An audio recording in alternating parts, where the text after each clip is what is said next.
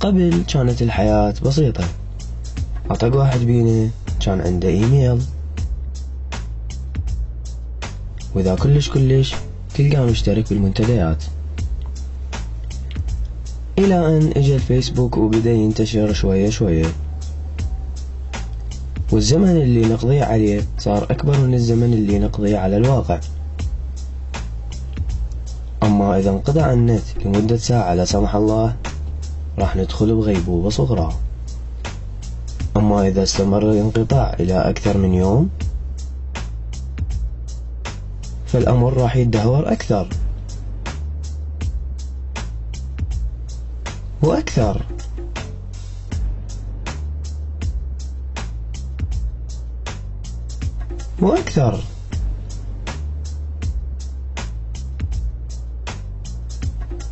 وماكو أي علاج للمشكلة إلا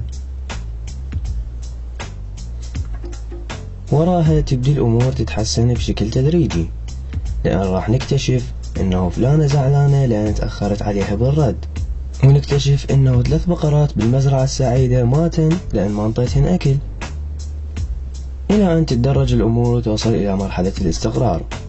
وخلال هاي الفترة كلها تلقى الكتاب يبكي ويريد واحد يفتحه ويشوف وش بيه ما بيه. فوصلت مرحلة بدأ الفيسبوك يأثر على حياتنا، بحيث تيجي تمتحن تلقى الطلاب كلها تسوي شير، وانت منطلق ودا تحل، وفجأة توصلك ورقة من وراك مكتوب بيها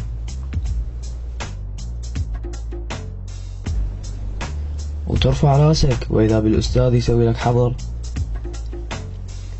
إلى أن إجا يوم النتائج،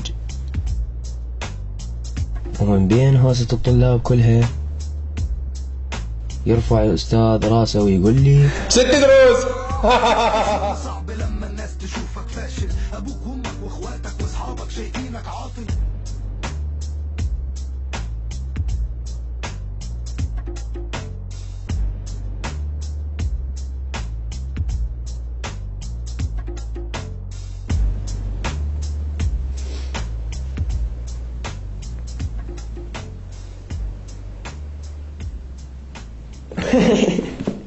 مو ب6 الشاقة وياكم، أو 5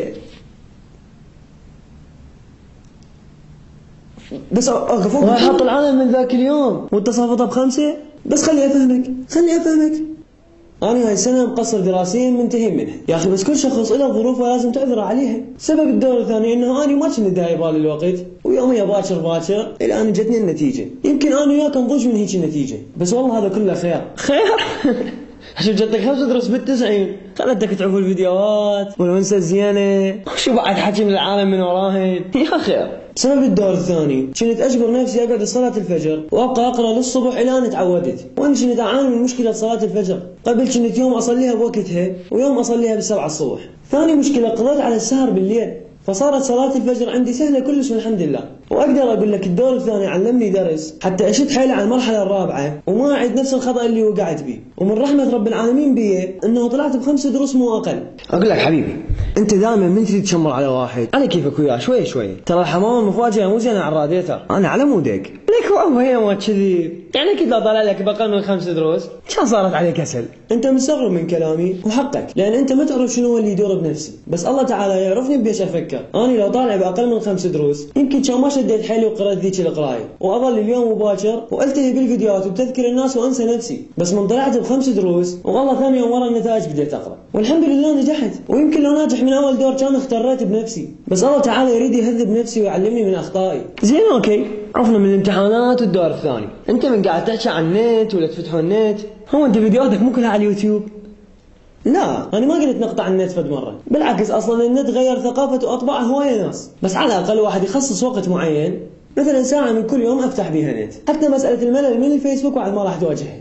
إيه تدري أنا صار لي كم سنة بالسادس؟ والله لا تدير بال، وما عليك من حكي الناس اللي يقللون من قيمتك ويستهزئون بيك. يا معود يا ناس وناس عادوا سنين. والله نصيحة من أخوك، شد حيلك من هسه وصير 7 وعوف كل شيء وسكتهم بنجاحك. فعسى أن تكرهوا شيئا ويجعل الله فيه خيرا كثيرا. بالنهاية أنا أشكرك لأنك شاهدت الفيديو، وأتمنى تكون استفادت من عنده، وآسف جدا عن الانقطاع، وإن شاء الله راح يكون كل أسبوعين مقطع جديد بإذن الله. نسأل الله القبول. السلام عليكم.